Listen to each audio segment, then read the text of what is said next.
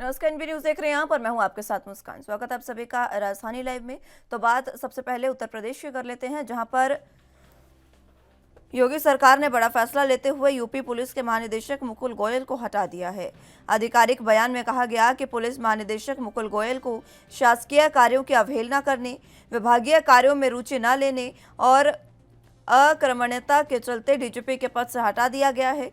मुकुल गोयल को नागरिक सुरक्षा विभाग का महानिदेशक बनाया गया है। सूत्रों के मुताबिक नए डीजीपी को लेकर 3 नामों की चर्चा चल रही है। डीजी इंटेलिजेंस डीएस चौहान और आरके विश्वकर्मा के साथ आनंद कुमार भी रेस में शामिल हैं। 1987 बैच के आईपीएस अधिकारी मुकुल गोयल को पिछले साल जून में यूपी का डीजीपी नियुक्त किया गया था। मुकुल गोयल आजमगढ़ के एसपी और वाराणसी, गोरखपुर, सहारनपुर, मेरठ जिलों के एसएसपी रह चुके हैं। मुकुल गोयल कानपुर, आगरा, बरेली रेंज के डीआईजी और बरेली जोन के आईजी भी रह चुके हैं। इसके अलावा मुकुल गोयल केंद्र में आईटीबीपी, बीएसएफ, एनडीआरएफ में भी काम कर चुके हैं।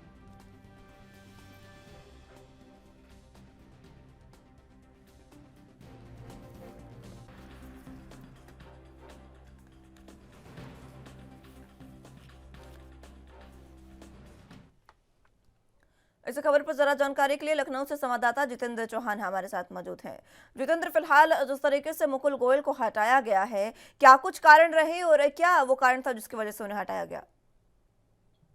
देखिए, उत्तर प्रदेश के पुलिस महानिदेशक यानी डीजीपी मुकुल गोयल को हटाने का साफ संदेश है उत्तर प्रदेश की योगी सरकार का कि जो काम नहीं करेगा उसको पद से हटा दिया गया, उस पर कार्रवाई की जाएगी।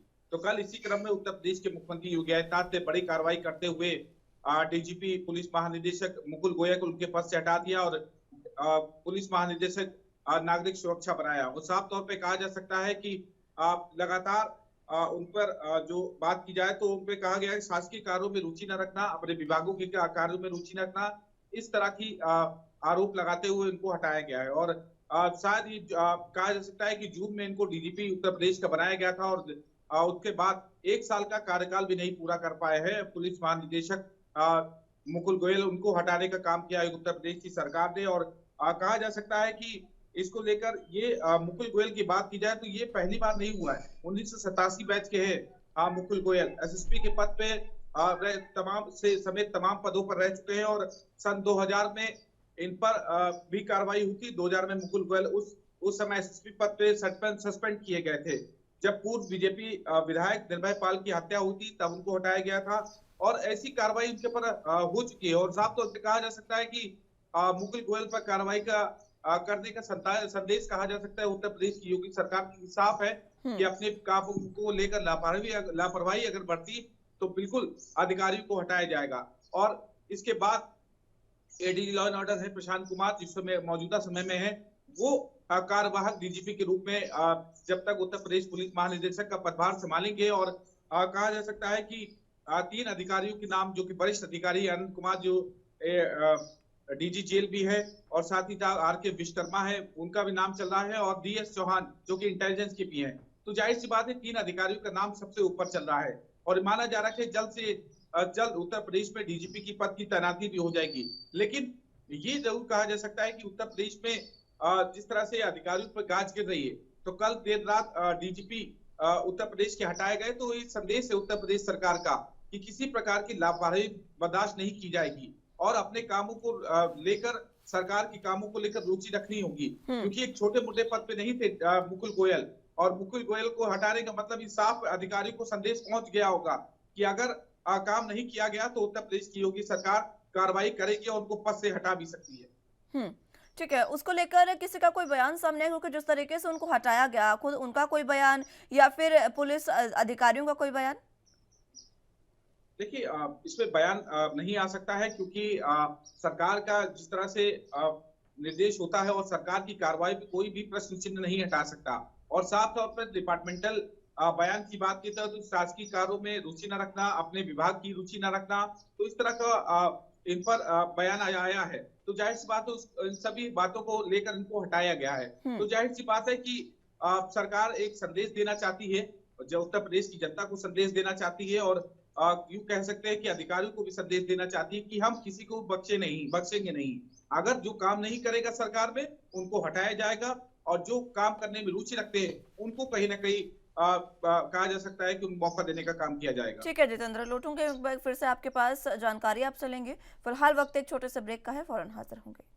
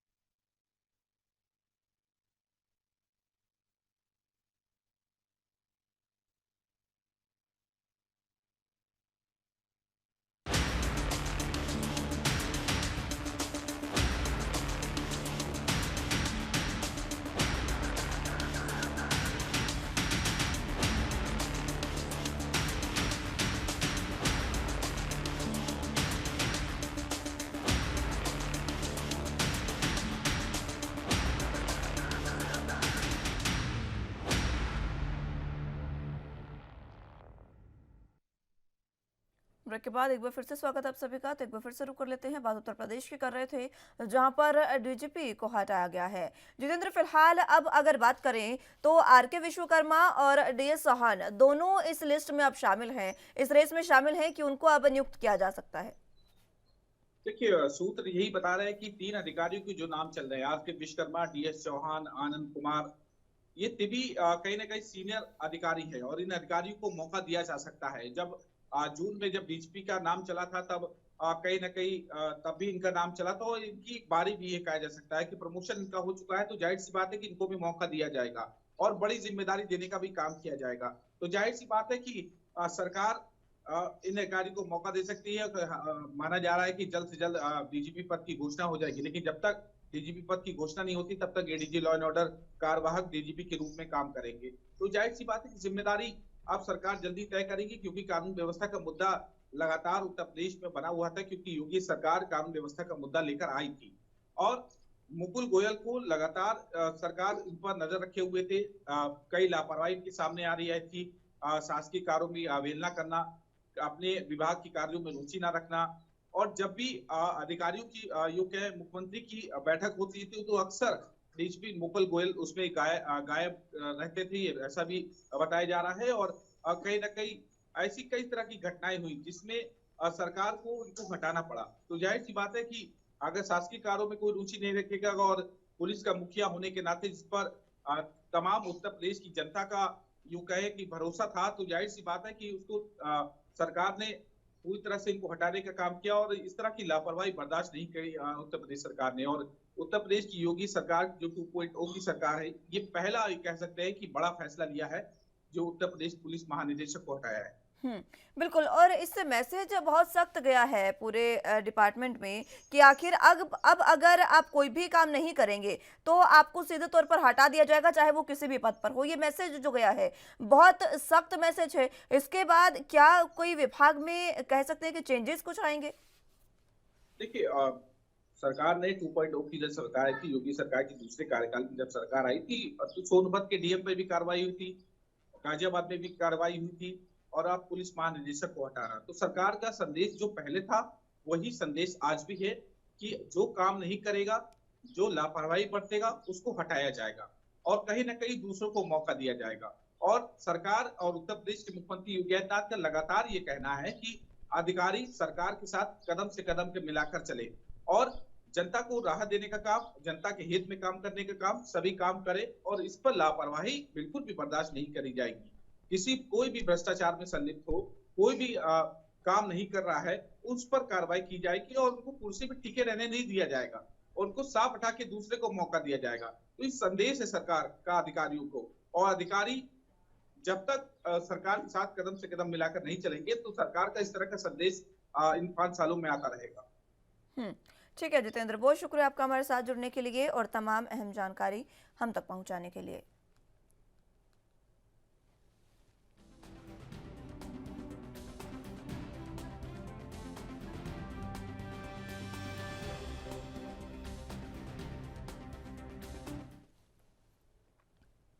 पंजाब के सीएम भगवंत मान नशे पर निशाना लगाने को आतुर हैं।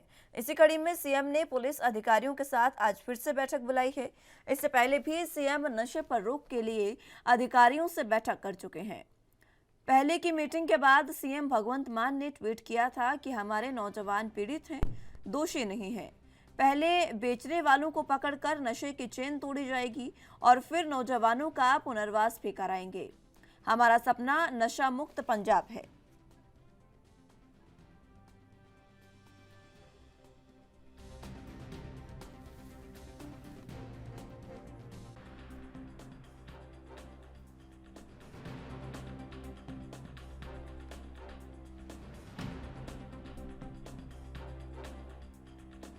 तो आपको बता दें कि पंजाब के सीएम भगवंत मान आज अधिकारियों से एक बार फिर से बैठक करने जा रहे हैं। दूसरी उनकी ये बैठक होगी। इससे पहले भी वो अधिकारियों से बैठक कर चुके हैं और उस बैठक में उन्होंने साफ कहा था कि नशे पर, पंजाब में जो नशा है उस पर लगाम लगानी बेहद ज़रूरी है और सरकार इसके लिए लगातार प्रयास कर रही है और जल्द ही इसमें सफलता पाई जाएगी। और इसी कड़ी में अब दूसरी बैठक अधिकारियों के साथ मुख्यमंत्री भगवंत मान करने वाले हैं। आपको बता दें कि उनके आवास पर ये बैठक होगी और सुबह 11 बजे के करीब का समय इसमें रखा गया है। 11 बजे उनके आवास पर अधिकारियों संग वो बैठक करेंगे और इसमें एक बार फिर से नशे को लेकर अधिकारियों को ज़रूरी दिशा निर्देश देंगे।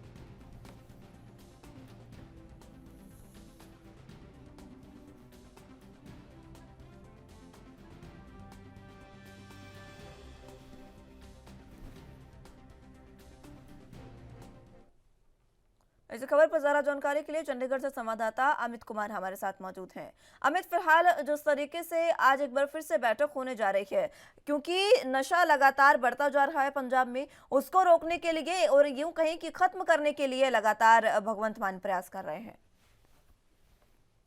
बात करें मान सरकार, जब अगर हम कहेंगे इलेक्शन पीरियड में थे तो उन्होंने एक नंबर 1 प्रायोरिटी में रखा था कि पंजाब नशा मुक्त किया जाएगा और उसकी पंजाब को नशा मुक्त करने के लिए शुरू से पहले से पंजाब के मुख्यमंत्री भगवंत मान कोशिश कर रहे हैं। पूरी कोशिश की जा रही है कि पंजाब को नशा मुक्त किया जाए, पर इसके लिए अटैक किस पे करने की जरूरत है, इसके टारगेट भी करने की जरूरत है। उस चीज के ऊपर बहुत गंभीरता से मान सरकार ने देखा उन्होंने कि हमारे नौजवान जो नशे के चपेट में आए हुए उनके ऊपर कार्रवाई की जरूरत नहीं है। असली कार्रवाई उन लोगों पे है जो बिचौलिए हैं, नशा बांटते, जो लोगों को नशा सप्लाई करते हैं, जो बॉर्डर बार से नशा लेके आते हैं, इनके ऊपर कार्रवाई करने की जरूरत है। और इसी चीज को प्रायोरिटाइज भी उन्होंने किया। पंजाब पुलिस के सीनियर अधिकारियों के साथ इससे पहले भी हैं, उसमें उन्होंने बिल्कुल अपना स्टैंड क्लियर कर दिया कि पंजाब में नशा वो बिकने नहीं देंगे, पर हमारे नौजवान वो पीड़ित हैं, उनके ऊपर कार्रवाई नहीं होनी है। बाकायदा जो ये नशा बेचते हैं उनके ऊपर कार्रवाई करने की डिमांड रखी है उन्होंने और सीधे तौर पर पुलिस अधिकारियों को कहा है कि हमें हमारे नौजवानों को बचाना है, उनको ठीक करके वापस सोसाइटी में लाना है। पर जो हमारे नौजवानों को बिगाड़ते, जो हमारे नौजवानों को की चपेट में लाते हैं, जो नशा उन तक सप्लाई करते हैं, उनके ऊपर जो कार्रवाई हो सकती है, सख्त कार्रवाई, उसको करने की बात कही थी। तो पिछली मीटिंग में मोस्ट प्रोबेबली रोड मैप की बात की गई थी, तो इस मीटिंग में उस रोड मैप को लेकर सीनियर पुलिस अधिकारी पहुंचेंगे कि हम पंजाब को नशा मुक्त कैसे कर सकते हैं, कौन से कदम उठा सकते हैं, किन चीजों को प्रायोरिटाइज कर सकते हैं कि जिसको अगर हम टारगेट करें तब हमारे पंजाब को नशा मुक्त किया जा सकता है। ठीक है अमित, मैं लौटूंगा एक बार फिर से आपके पास, जानकारी आपसे लेंगे। फिलहाल वक्त एक छोटे से ब्रेक का है, फौरन हाजिर होंगे।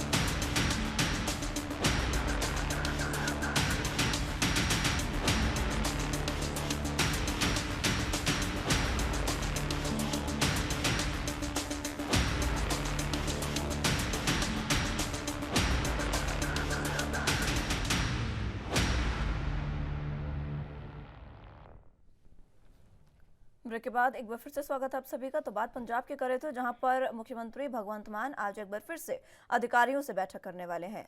अमित, फिलहाल ये सुबह 11 बजे बैठक शुरू होगी, कब तक, क्या कुछ इसके लिए तैयारियां की गई है और इस बैठक में नशे के अलावा और किस चीज पर चर्चा हो सकती है? देखिए, अगर हम बात करें कि जो आज की मीटिंग है मोस्ट प्रॉब्ली सिर्फ और सिर्फ ये तौर पे हम कहेंगे कि पंजाब में नशे के हालात को लेकर सेंट्रिक होगी। इससे पहले जो मीटिंग की गई थी वो भी स्पेसिफिकली अगर हम कहें कि नशे के हालातों को, देखिए अगर मैं ये माने तो जब भी मान सकता है कोई मीटिंग करते हैं, खुद मुख्यमंत्री भगवंत मान कोई मीटिंग करते हैं उन्हें बिल्कुल टॉपिकल रखते हैं, बिल्कुल एग्जैक्ट मुद्दे का रखते हैं ताकि बंदे जो डिस्कशन हो रही है वो मुद्दे से भटके ना, क्योंकि जो मेन आइडिया जो प्लानिंग करके आ रहे हैं उस पर्टिकुलर टॉपिक की होती है। तो आज जैसे कि हम कहते हैं पिछली मीटिंग में सिर्फ नशे के ऊपर चर्चा हुई थी, मीटिंग मोस्ट प्रॉब्ली नशे के ऊपर ही चर्चा होगी। हाँ, अगर हम कह सकते हैं अगर एड ऑन अगर कोई डिस्कशन हो सकती है तो जो मोहाली का इंसिडेंट हुआ था उसकी कार्रवाई कहां तक पहुंची है, क्या क्या स्टेप्स है, कुछ नए डेवलपमेंट है, इनके ऊपर एक्स्ट्रा चर्चा की जा सकती है। पर जैसे हमें अब तक मिल रहा है कि आज प्रायोरिटी सुबह से अगर हम कहें कि इस मीटिंग की पंजाब को नशा मुक्त करने के लिए होगी, पंजाब को नशे के जंगल छुड़ाने के लिए क्या क्या कदम उठाने हैं, क्या रूट मैप डिजाइन करने हैं, क्या कड़े कदम, क्या एक्स्ट्रा फोर्सेस की जरूरत है, क्या मेजर चेंजेस करने की जरूरत है, कहाँ पे हमें किधर एक्स्ट्रा अगर हम कहें कि तहकीकात बढ़ाने की जरूरत है, उन सब चीजों के ऊपर अगर हम कहें क्या चर्चा होगी। हम्म, ठीक है, ये तमाम चीज़ों पर चर्चा होगी। लेकिन नशा जिस तरीके से लगातार बढ़ता जा रहा है, पिछली मीटिंग में उन्होंने कहा था कि हम पहले चेन तोड़ेंगे, उसके लिए क्या इस बार कोई प्लान तैयार किया जाएगा?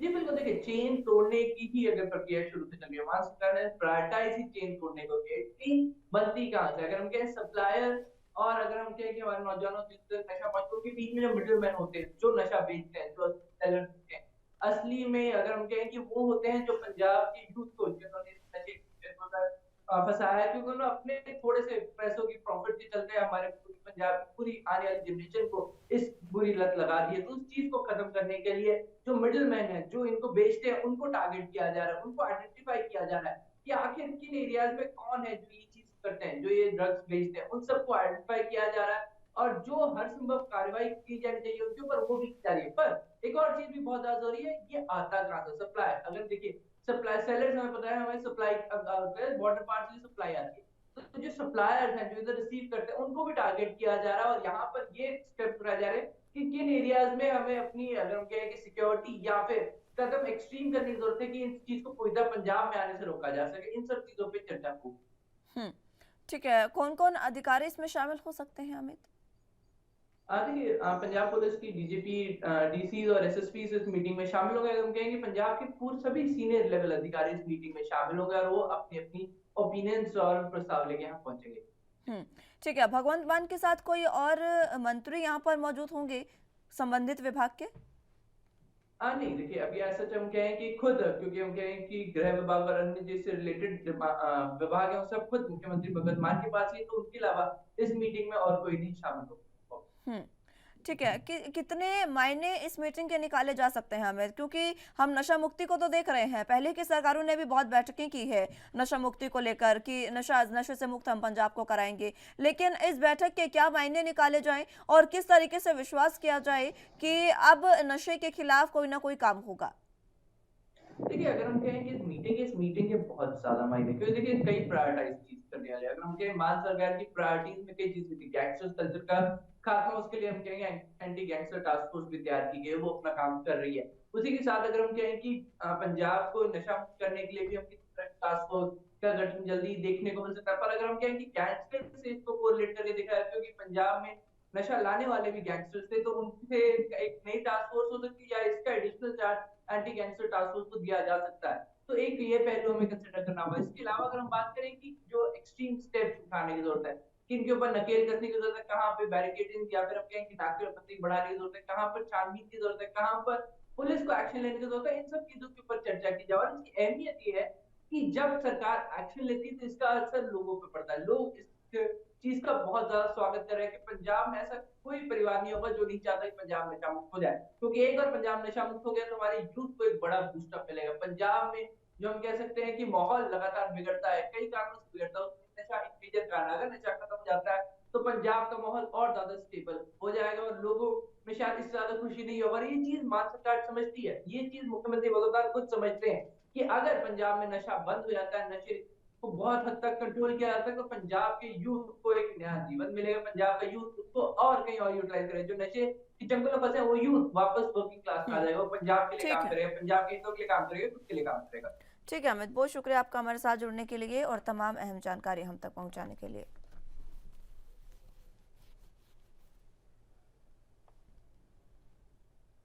बुलेटिन में फिलहाल वक्त एक छोटे से ब्रेक का है, फौरन हाजिर होंगे।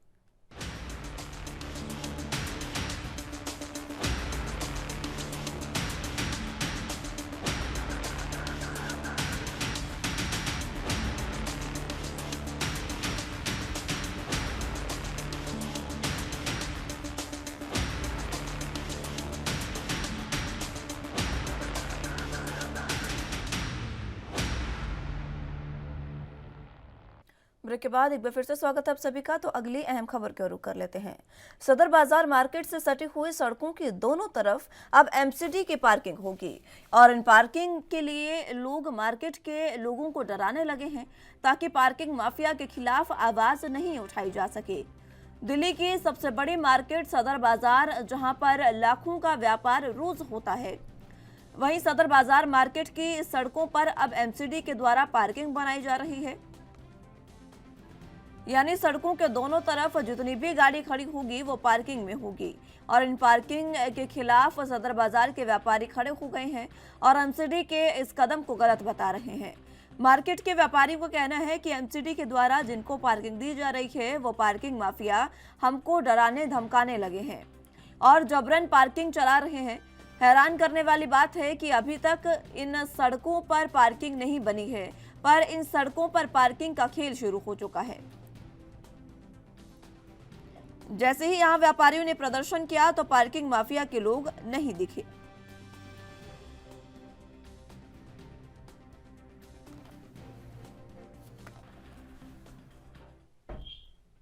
इस खबर पर ज्यादा जानकारी के लिए दिल्ली से संवाददाता राजीव तिवारी हमारे साथ मौजूद हैं। राजीव, फिलहाल जिस तरीके से एमसीडी द्वारा बनाई जा रही पार्किंग को लेकर अब विवाद शुरू हो गया सदर बाजार में, क्या कुछ अहम जानकारी? देखिए, बिल्कुल सही कहा आपने। यहाँ पर बात करें दिल्ली के अंदर, एक तरफ तो बुलडोजर चल रहा है और जिसका डर जो है वो आम जनता के बीच में देखने को मिल रहा है और लगातार बुलडोजर की कार्रवाई से कहीं ना कहीं जो ग्राउंड लेवल के लोग हैं या फिर कहें जिनकी दुकानें या मकान तोड़े जा रहे हैं उनसे कहीं ना कहीं वो लोग डरे हुए हैं। यही बात करें दूसरी तरफ सदर बाजार के जो व्यापारी हैं, आप उनके बीच में भी कहीं ना कहीं डर देखने को मिल रहा है और यहाँ तक कि जो पार्किंग यानी कि जहां पर वो अपनी सड़कों के किनारे पे अपनी गाड़ियां खड़ी करते थे या फिर कहें जब उनका गाड़ियां आती थी सामान लोडिंग की, वो खड़ी करते थे और उसके बाद में सामान उतार के बाद में वो गाड़ियां हट जाती थी वहां से। मगर जिस तरीके से अब निगम के द्वारा इस सड़कों को कहीं ना कहीं पार्किंग बनाया जाता है, सड़कों की दोनों तरफ जो है गाड़ियां दुकानदारों की खड़ी होती है, मगर अब उसको पार्किंग बनाया जा रहा है और उसी को लेकर अब इसका कहते हैं व्यापारी जो है इसका विरोध भी करते नजर आ रहे हैं। और यहाँ तक कि दिल्ली सरकार से भी गुहार लगाई जा रही है, एमसीडी से भी गुहार लगाई जा रही है, दिल्ली पुलिस से भी गुहार लगाई जा रही है और यहाँ तक कि एलजी से भी इसकी गुहार लगाई जा रही है, क्या कि ताकि ये पार्किंग जो माफिया का खेल चल रहा है इसको बंद किया जा सके। मगर हैरान करने वाली बात यह है अभी कि एमसीडी की तरफ से पार्किंग जरूर घोषणा की गई है मगर पार्किंग अभी किसी को दी नहीं गई है, मगर फिर भी चोरी छुपे जो खेल है वो स्टार्ट हो चुका है। पार्किंग माफिया अपनी तरफ से पार्किंग चला रहे हैं और लगातार पर्चियां भी उनके हाथ में होती है, मगर वो पर्चियां किसी को देते नहीं है। सीधे सीधे बात कहें तो कहीं ना कहीं 2 नंबर की कमाई की जा रही है और कहीं ना कहीं इससे कहीं ना कहीं मिली भगत का खेल किया जा सकता है। मगर यहाँ पर बात करें व्यापारियों की तो व्यापारी बिल्कुल नाराज है। व्यापारियों ने शिकायत भी दिल्ली पुलिस सदर बाजार थाने के अंदर भी की है और यहाँ तक कि निगम के जो अधिकारी हैं, सिविल कहते हैं निगम के जो अधिकारी हैं यानी कि नगर निगम के अधिकारी या कहेंगे कहते हैं एमसीडी के अधिकारी, इन सब से शिकायत की जा चुकी है मगर अभी तक कोई कार्रवाई नहीं हो रही है, जिसके मजबूरन आकर व्यापारी जो है अब प्रदर्शन पर उतर आए हैं। मगर यहाँ पर बात करें दिल्ली के एलजी तक इसकी शिकायत करने की व्यापारियों ने ठान ली है और आने वाले दिनों के अंदर यहाँ पर पार्किंग को लेकर जिस तरीके से खेल चल रहा है उसका कहीं ना कहीं व्यापारी जो है वो विरोध करते हुए नजर आएंगे। जी ठीक है, व्यापारी तो अभी भी विरोध कर रहे हैं, लेकिन पार्किंग को लेकर समस्या जिस तरीके से व्यापारियों की है उसमें अब क्या कहा जा सकता है? क्या इस पर कोई कार्रवाई होगी? देखिए बिल्कुल सही कहा आपने। यहाँ पर बात करें पार्किंग को लेकर, यानी सड़कों के दोनों तरफ जो है वो एक लाइन खींचकर एक पार्किंग बनाई जाएगी, जिसके द्वारा कहीं ना कहीं जो पार्किंग ठेकेदार होंगे उनको वो दी जाएगी। मगर निगम की तरफ से अभी तक इसकी घोषणा नहीं की गई है, यानी किसको पार्किंग मिलेगी अभी तक ये स्पष्ट नहीं है। मगर उससे पहले ही जिस तरीके से पार्किंग माफियाओं ने खेल स्टार्ट कर दिया है और पैसे उगाई काम भी किया जा रहा है, और व्यापारी जो है वो अपनी गाड़ियां नहीं खरीद कर पा रहे हैं, ना ही जो उनका सामान आता है ना वो उतार पा रहे हैं, जिसकी वजह से उनको परेशानी हो रही है। और इसका जो कहीं ना कहीं खामियाजा इस व्यापारियों को व्यापारियों को होता हुआ नजर आ रहा है, क्योंकि लाखों करोड़ों का जो व्यापार जो है इस मार्केट से किया जाता है और वर्ल्ड की सबसे बड़ी मार्केट कहलाती है। और इस तरीके की जिस तरीके से परेशानियां इन व्यापारियों को हो रही है, उससे तो कहीं ना कहीं आने वाले दिनों के अंदर इनके सीधे सीधे व्यापार के ऊपर फर्क पड़ता हुआ नजर आएगा। मगर यहाँ बात करें पुलिस की और ट्रैफिक पुलिस को भी बिल्कुल पता है इस खेल के बारे में, और दिल्ली पुलिस को भी पता है, मगर सबने आंखें बंद की हुई हैं ताकि जो उनका मुनाफा है वो उनकी जेब तक आता रहे। जी ठीक है, मुनाफा उनकी जेब तक आता रहे, इसके लिए ये जो कान है वो बंद कर लिए गए हैं, ये कहा जा सकता है, क्योंकि इस पर कोई कार्रवाई नहीं हो रही है। लेकिन अब क्या कुछ व्यापारियों का कहना है किस तरीके से वो जब प्रदर्शन कर रहे हैं, तो और जब प्रदर्शन करते हैं तो जो माफिया है वो दिखते भी नहीं है, इस पर अब व्यापारी क्या कुछ कह रहे हैं? देखिए बिल्कुल सही कहा आपने। जिस समय ये कल कह सकते हैं प्रदर्शन स्टार्ट किया गया था, उस समय पार्किंग माफिया जैसे ही उनको पता लगा कि मीडिया आई हुई है, पुलिस आई हुई है, तो वो एकदम गायब हो गए और उनको पता किसी को भी ये नहीं पता लग पाया कि पार्किंग माफिया किधर चले गए। मगर जिस तरीके से प्रदर्शन किया गया उसके बाद में व्यापारियों ने बिल्कुल स्पष्ट कर दिया कि इसकी आवाज जो है वो ऊपर तक उठाई जाएगी, यानी कि सीधे सीधे कहें दिल्ली के मुख्यमंत्री अरविंद केजरीवाल के पास भी इसकी आवाज लगाई जाएगी। इसकी प्रदर्शन की आवाज जो है निरंतर जारी रखी जाएगी, यहाँ तक कि एलजी से भी इसकी गुहार लगाई जाएगी, एमसीडी कमिश्नर से भी ठीक है। गुहार लगाई जाएगी, और यहां तक कि दिल्ली पुलिस कमिश्नर से भी गुहार लगाई जाएगी। ट्रैफिक पुलिस कमिश्नर की बात करें तो उनसे भी गुहार लगाई जाएगी। मगर लगातार इस प्रदर्शन को कहीं ना कहीं व्यापारी जो है वो जारी रखना चाहते हैं, और आने वाले दिनों के ठीक है अंदर राजीव, आप इसको बने कहीं ना रहिए कहीं हमारे साथ, जानकारी में आपसे लेते रहूंगे। फिलहाल वक्त एक छोटे से ब्रेक का है, फौरन हाजिर होंगे।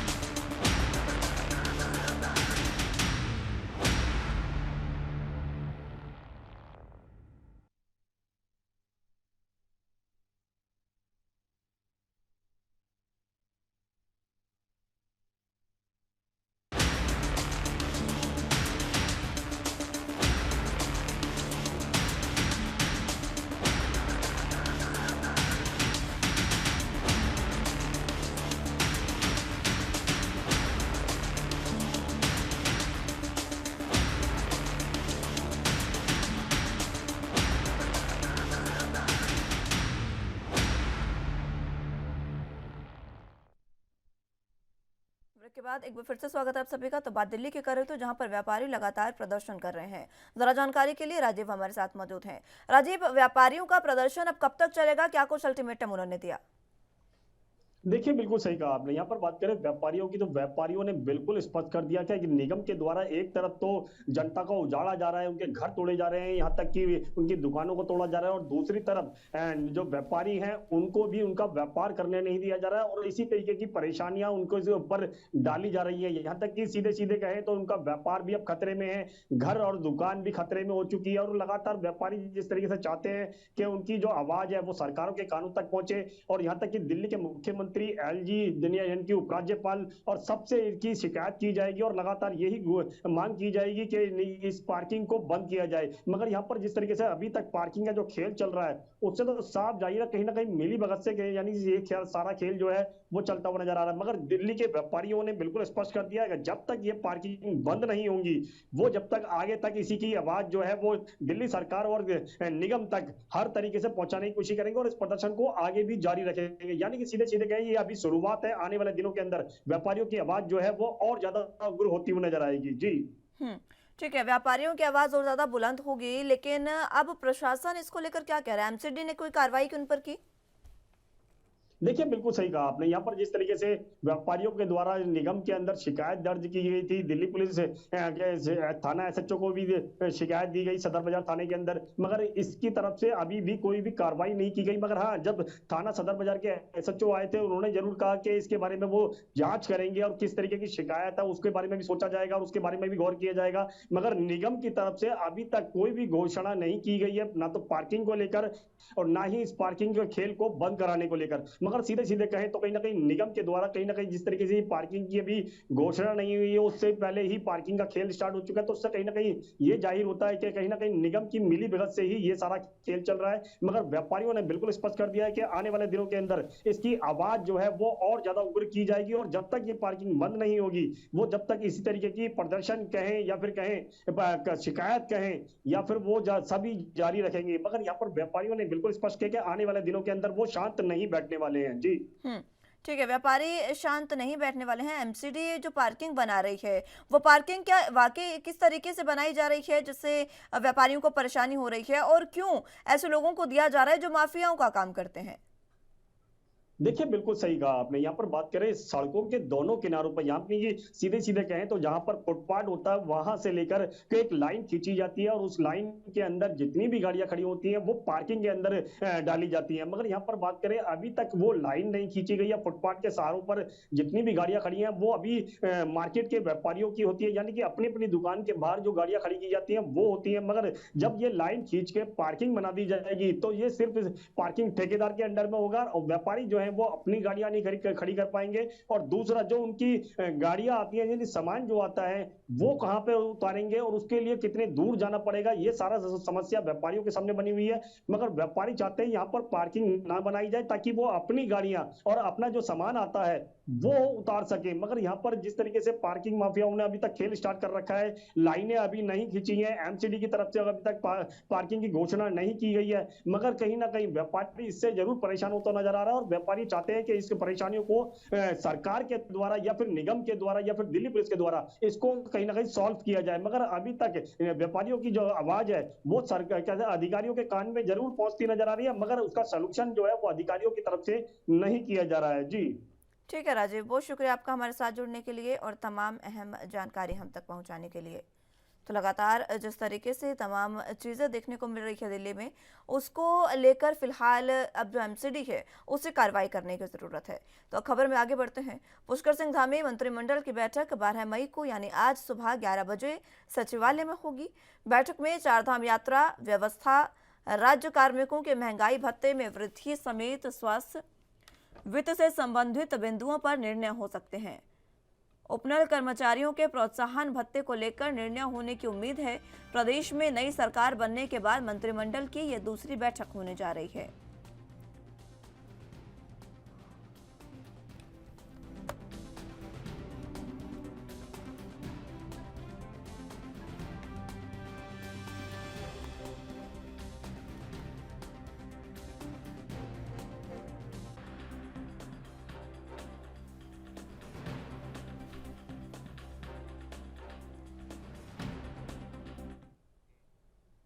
इसी खबर पर ज्यादा जानकारी के लिए संवाददाता अस्करी जाफरी हमारे साथ मौजूद हैं। अस्करी, फिलहाल जिस तरीके से सीएम धामी की आज बैठक होने जा रही है, क्या कुछ उसको लेकर अहम जानकारी?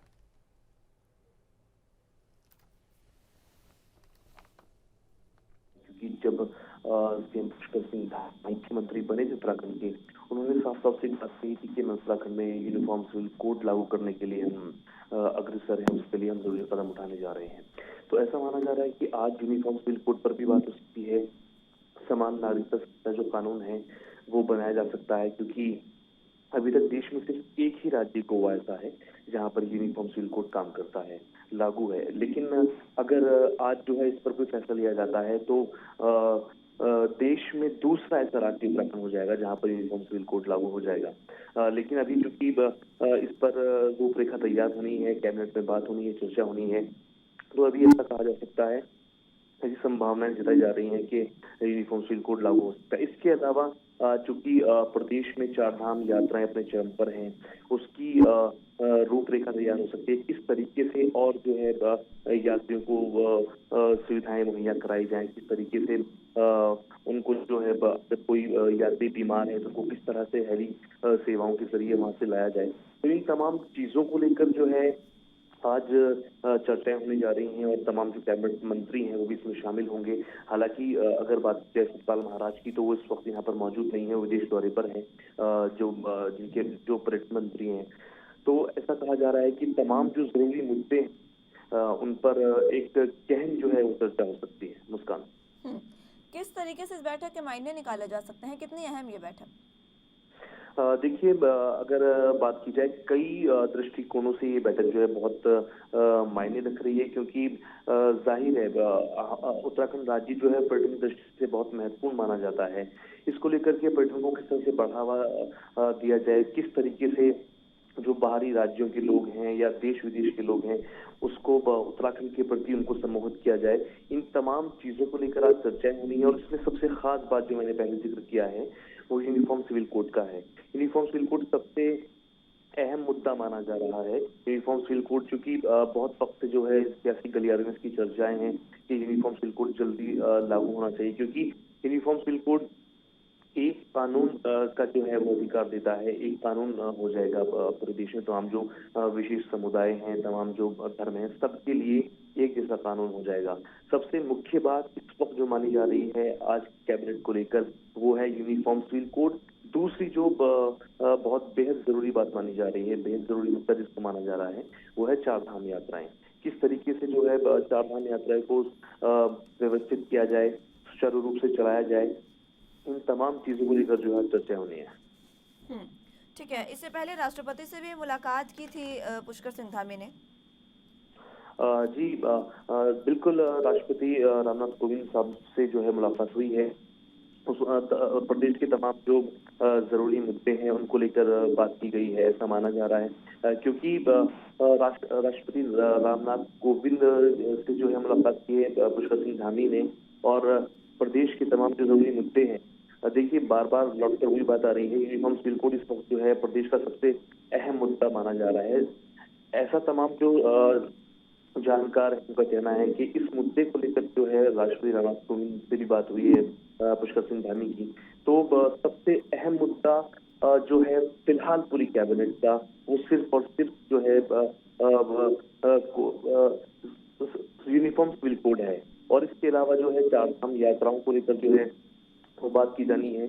जी उसका अस्करी, फिलहाल जिस तरीके से राष्ट्रपति से मुलाकात की और उस मुलाकात के बाद सीधे ये बैठक होने जा रही है, क्या ये माना जाए कि यूनिफॉर्म सिविल कोड क्योंकि सबसे अहम मुद्दा है उस पर राष्ट्रपति से बातचीत के बाद अब प्रदेश में उसको लागू करने को लेकर ये बैठक होगी? देखिए जाहिर है, क्योंकि जिस तरह से राष्ट्रपति रामनाथ कोविंद से मुलाकात हुई है, अब तमाम जो कैबिनेट मंत्री हैं उनकी राय जाननी है, उनकी राय शुमारी होनी है, और तमाम जो एक तरह से सरकार के लीगल एडवाइजर्स होते हैं कैबिनेट के बाद, उनसे भी जो है जो है वो बात करेंगे, और किस तरीके से इसको जो है आसानी से प्रदेश में लागू किया जाए, किस तरीके से जो है इस पर एक राय बने तमाम जो कैबिनेट मंत्री हैं उसको लेकर चर्चा होती है, क्योंकि ये मुद्दा जो है बहुत गरमाया हुआ है इस वक्त प्रदेश में। कुछ जो धर्म विशेष के लोग हैं वो इसके खिलाफ हैं, कुछ जो है वो इसके पक्ष में हैं, क्योंकि इसके अगर यूनिफॉर्म सिविल कोड लागू होता है प्रदेश में तो एक जैसा कानून हो जाएगा विवाह को लेकर, शादी को लेकर, और तमाम जो है तलाक वगैरह इस तरह की तमाम जो मसले हैं उनको लेकर एक कानून सभी विशेष समुदाय के लिए हो जाएगा। ठीक है, फिलहाल ये बैठक इसलिए भी अहम है, और क्या ये माना जाए कि क्योंकि चंपावत का रण अभी उत्तराखंड में है और वहाँ पे जीत के लिए सीएम पुष्कर सिंह धामी जो है वो पूरी कोशिश कर रहे हैं, वहाँ के लिए कोई अहम जानकारी, कोई फैसला लिया जा सकता है?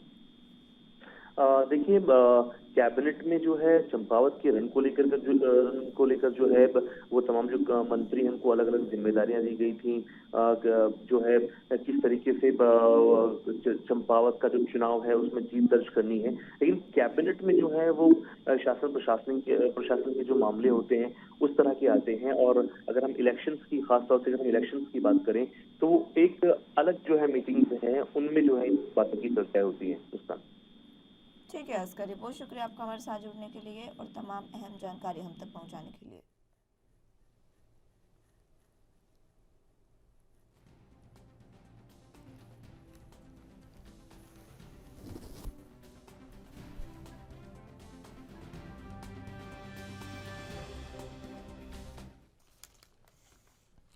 अगली खबर की रुख कर लेते हैं। बुधवार को महाराष्ट्र के स्वास्थ्य मंत्री राजेश टोपे ने मीडिया से बातचीत करते हुए सांसद नवनीत राणा को मुंबई के लीलावती अस्पताल में एमआरआई स्कैन कराने की तस्वीरों के विवादास्पद मुद्दे पर बातचीत की। टोपे ने विस्तार से बताया कि कैसे तस्वीरें क्लिक करना नियमों का हिस्सा नहीं है। टोपे का मानना है कि तस्वीरें क्लिक करना और उनका राजनीतिकरण कर वायरल कर अच्छा नहीं है। उन्होंने बताया कि सरकार इसकी जांच करेगी और देखेगी कि किसने तस्वीर क्लिक की और साथ ही ये भी आंकलन किया जाएगा कि ये कैसे वायरल हुई। स्वास्थ्य मंत्री ने घोषणा की कि वो लीलावती अस्पताल में ये समझने के लिए बात करेंगे कि क्या तस्वीरें अस्पताल के अंत से वायरल हुई या राणा दंपत्ति की। वे जो निष्कर्ष निकालते हैं उसके आधार पर वो आगे की कार्रवाई तय करेंगे। बृहन मुंबई नगर निगम ने कथित तौर पर अस्पताल को एक नोटिस जारी किया कि जब राणा की उसकी जमानत के बाद स्कैन के लिए ले जाया गया था तो एमआरआई कक्ष में फोटोग्राफी की अनुमति क्यों दी गई।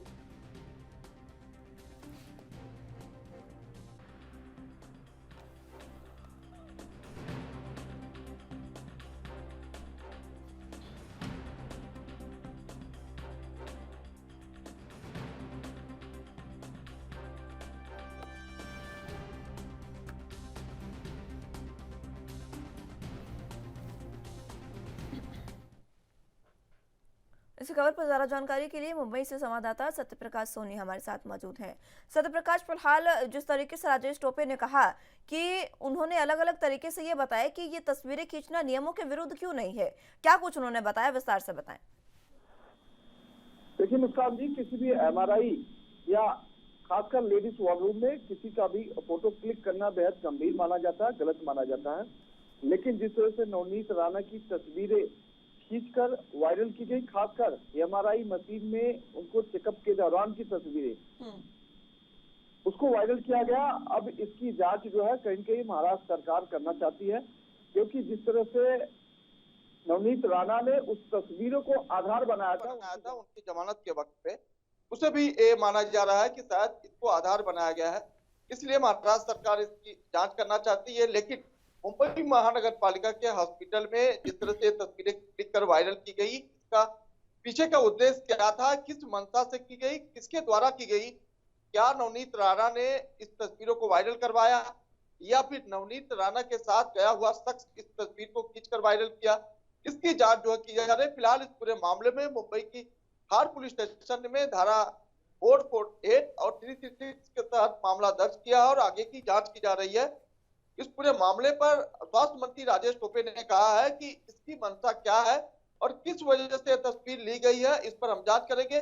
जबकि किसी भी महिला वार्ड रूम में इस तरह की तस्वीरें क्लिक करना, खींचना आपत्तिजनक माना जाता है और गंभीर माना जाता है, लेकिन उसके बावजूद भी ये तस्वीरें कैसे आई बाहर, इसकी जांच की जा रही है।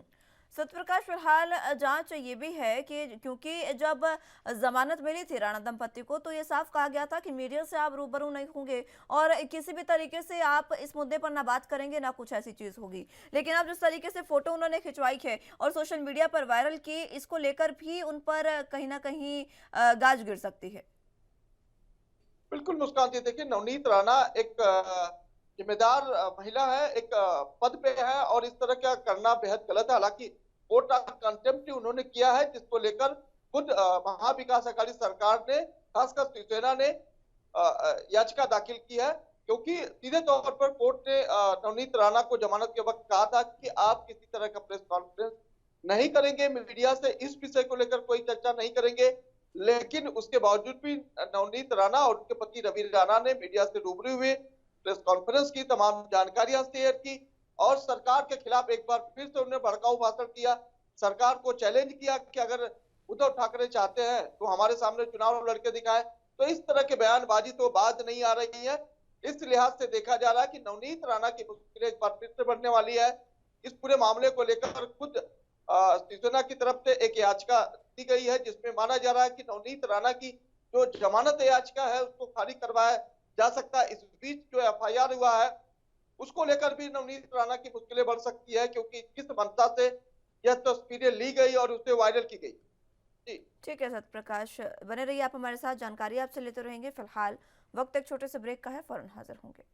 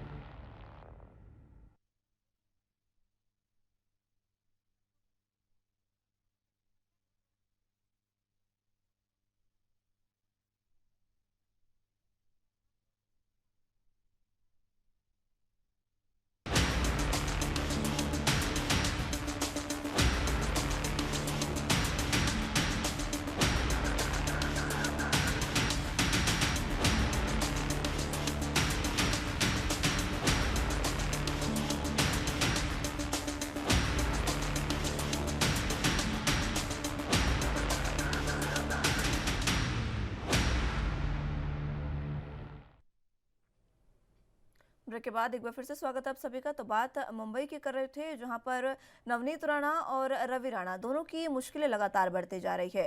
ज्यादा जानकारी के लिए सत्य प्रकाश हमारे साथ मौजूद हैं। सत्य प्रकाश, फिलहाल जिस तरीके से राजेश टोपे ने ये बात कही कि लीलावती अस्पताल से बातचीत की जाएगी और पूछा जाएगा कि आखिर उनकी तस्वीरें किस तरीके से वायरल की गई, तो क्या इस बारे में कोई बातचीत हुई अभी तक? देखिए, बिल्कुल जो तस्वीरें वायरल की गई है उसका दो उद्देश्य हो सकता है, या तो जनता के प्रति संवेदना लेना या फिर राजनीतिक पैंतरे बदलना।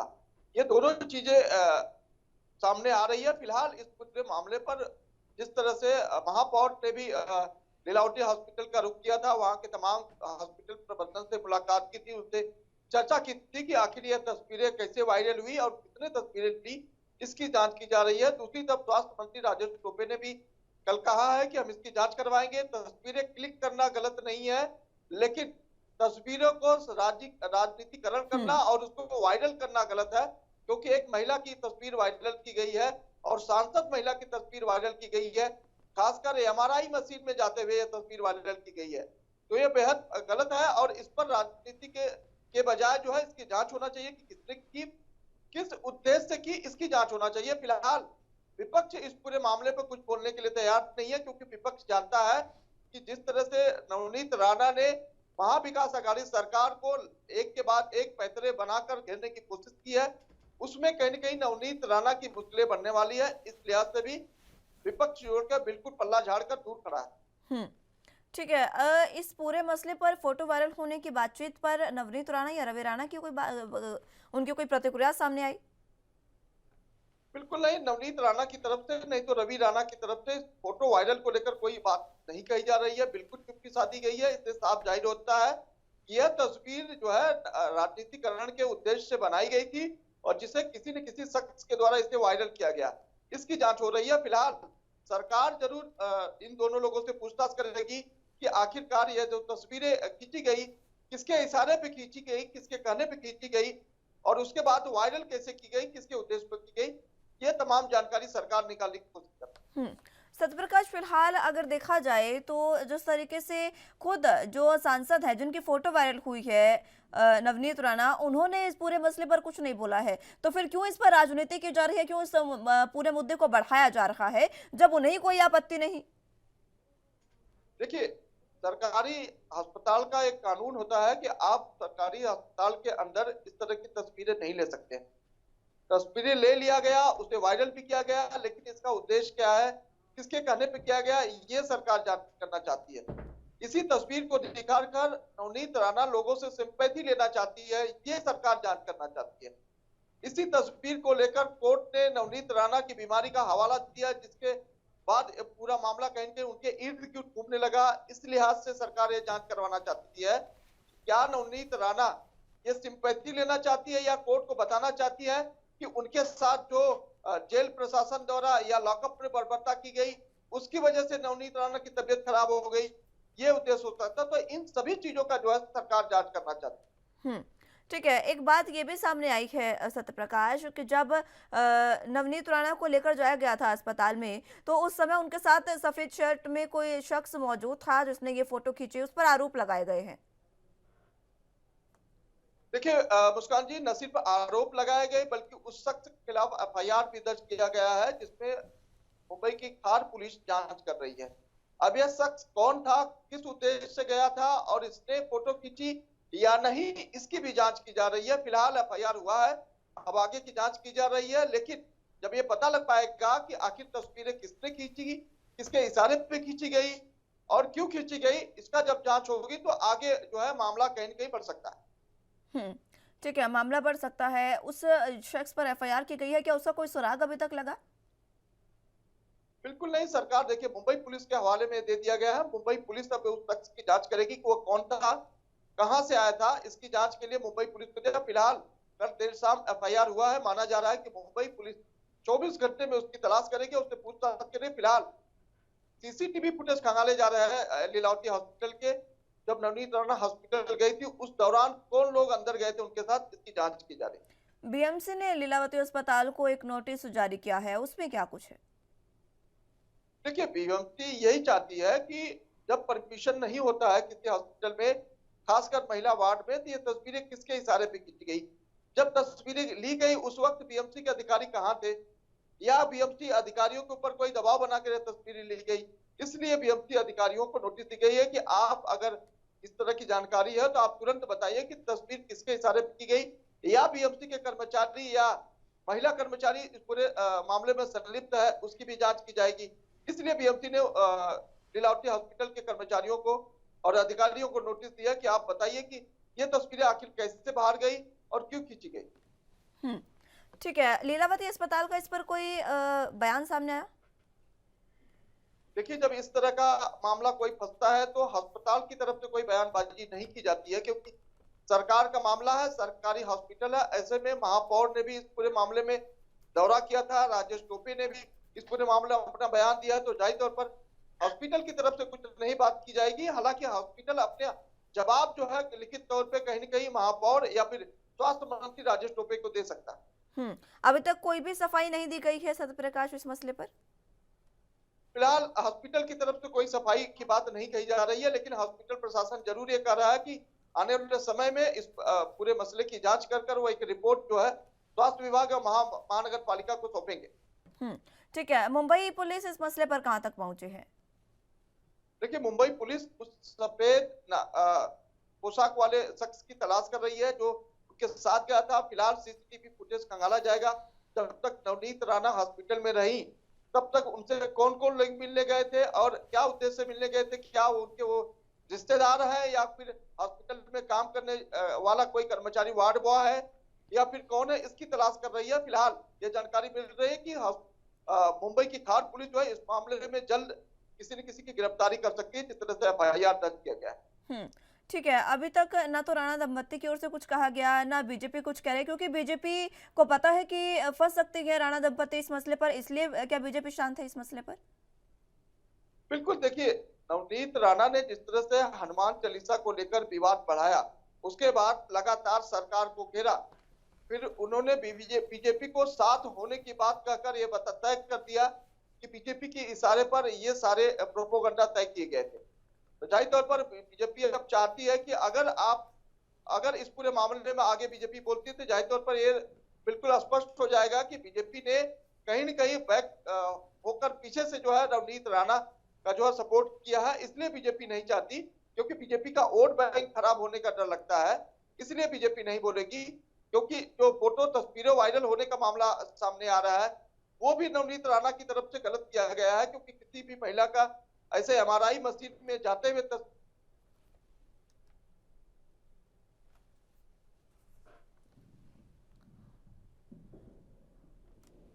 चलिए ठीक है सत्य प्रकाश, बहुत शुक्रिया आपका हमारे साथ जुड़ने के लिए और तमाम अहम जानकारी हम तक पहुंचाने के लिए।